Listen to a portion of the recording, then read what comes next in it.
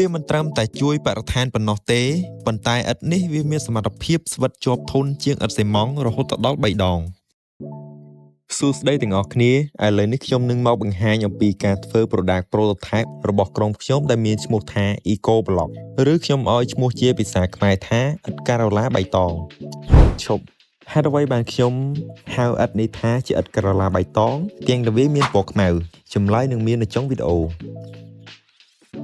ឥឡូវនេះយើងមកស្វែងយល់អំពីវត្ថុធាតុផ្សំក្នុងការធ្វើឥដ្ឋនេះវិញម្ដងវត្ថុធាតុផ្សំទី1ដែលសំខាន់នោះគឺផ្លាស្ទិកនិងស្នោទី2សាច់ស្ងួតចំពោះលំហូរនៃការផលិតគឺយើងយកផ្លាស្ទិកមកដាក់ក្នុងឡនេះដោយសារតែខ្ញុំអត់មានឡអញ្ចឹងហើយខ្ញុំយកឆ្នាំងមកជំនួសតែម្ដងជាទូទៅតាមស្តង់ដារយើងប្រើកម្ដៅពី180ទៅ200អង្សាសេដើម្បីឲ្យផ្លាស្ទិករលាយចូលគ្នាល្អនេះបន្ទាប់ពីខ្ញុំរំលាយផ្លាស្ទិកក្នុងឆ្នាំងប្រមាណជា1ម៉ោងក្រោយមកផ្លាស្ទិកនឹងរលាយទៅជាកៅស៊ូខ្មៅបែបនេះ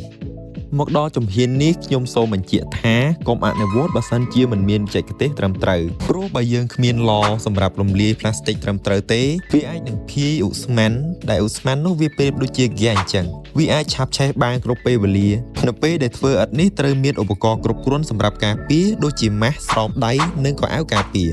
កាត់មកដល់ចំណុចនេះគឺយើងចាក់សាច់ចូលទៅក្នុងផ្លាស្ទិកដែលរលាយនោះហើយកូរល្បាយទាំងពីរនេះឲ្យសព្វចូលគ្នាល្អដូចក្នុងវីដេអូ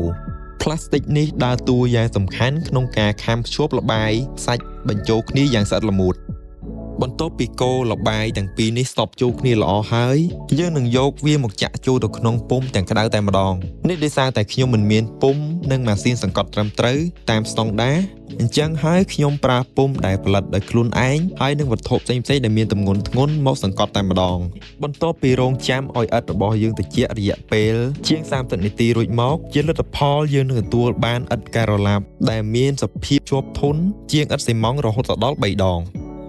នេះសបញ្ជាក់ឲ្យឃើញថាផ្លាស្ទិកពិតជាអាចយកមកធ្វើជាឥដ្ឋបានហើយថែមទាំងមានសភាពស្វិតជាប់ធន់ជាងឥដ្ឋសីម៉ង់ទៅទៀតអញ្ចឹងមកដល់ចំណុចនេះខ្ញុំនឹងបកស្រាយថាហេតុអ្វីបានជាខ្ញុំហៅឥដ្ឋនេះថាជាឥដ្ឋការ៉ូឡាបៃតងខ្ញុំសូមបើកវងកញ្ចក់បន្តិចឥដ្ឋនេះគឺយើងអាចដាក់ពណ៌បានដោយប្រើម្សៅពណ៌សំណង់លាយចូលនៅពេលដែលយើងលាយល្បាយខ្សាច់និងសារធាតុរាវផ្លាស្ទិកចូលគ្នាឥឡូវនេះចូលមកដល់សាច់រឿងយើងវិញម្ដង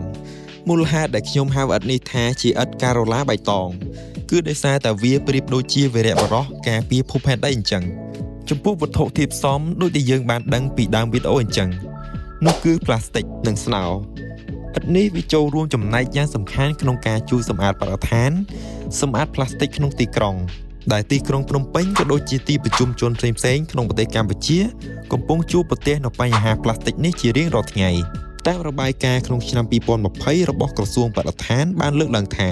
ទីប្រជុំជនក៏ដូចជាទីក្រុងភ្នំពេញក្នុងប្រទេសកម្ពុជាបានបង្កើតកាកសំណល់សម្រាមប្រមាណជា 10000 តោនក្នុងមួយថ្ងៃក្នុងនោះ 65% ជាកាកសំណល់សើម 20% ជាសំណល់ផ្លាស្ទិកនិងជាង 15% ជាកាកសំណល់រឹងដែលផ្លាស្ទិកប្រមាណជា 20% វាស្មើនឹងតួលេខ 3000 តោនក្នុងមួយថ្ងៃបរិមាណនេះវាស្ទើរតែមិនគួរឲ្យជឿថាច្រើនដល់ថ្នាក់នេះអញ្ចឹងហើយទើបខ្ញុំបានលើកយកនៅគម្រោង Eco Block ដែលជាឥដ្ឋធ្វើពីផ្លាស្ទិកចូលរួមចំណែកក្នុងការជួយបរិស្ថានឲ្យមានពណ៌បៃតងនេះជាមូលហេតុដែលខ្ញុំហៅឥដ្ឋនេះថាជាឥដ្ឋការ៉ូឡាបៃតងវាមិនត្រឹមតែជួយបរិស្ថានប៉ុណ្ណោះទេប៉ុន្តែឥដ្ឋនេះវាមានសមត្ថភាពស្វិតជាប់ធន់ជាងឥដ្ឋសីម៉ង់រហូតដល់3ដងដែលជាហេតុមួយបញ្ជាក់ថាវាអាចដើរតួជំនួសឥដ្ឋសីម៉ង់បាន 100% ម្យ៉ាងវិញទៀតនេះមិនមែនជារបបកំហើញថ្មីអ្វីនោះទេវាត្រូវបានបង្កើតឡើងក៏ដូចជាមានរោងចក្រតាមស្តង់ដារនៅខាងស្រុកគេរួចទៅហើយដូចជានៅខាងប៉ែកអាហ្វ្រិកប្រទេសកេនយ៉ាគឺគេមានរោងចក្រផលិតតាមស្តង់ដារនិងបានដាក់ចេញឲ្យប្រើប្រាស់ទូទាំងប្រទេសរួចទៅហើយមុននឹងបញ្ចប់វីដេអូខ្ញុំសូមអរគុណអ្នកទាំងអស់គ្នាដែលបានចំណាយពេលវេលាដ៏មានតម្លៃក្នុងការទស្សនាវីដេអូមួយនេះសូមចូលរួមតែរក្សាបរិស្ថានទាំងអស់គ្នាសូមចូលរួមកាត់បន្ថយការប្រើប្រាស់ផ្លាស្ទិកសូមចូលរួមទុកដាក់សម្រាប់ឲ្យបានត្រឹមត្រូវទីក្រុងស្អាតផ្ដើមចេញពីយើងទាំងអស់គ្នាសូមអរគុណនិងសូមជម្រាបលា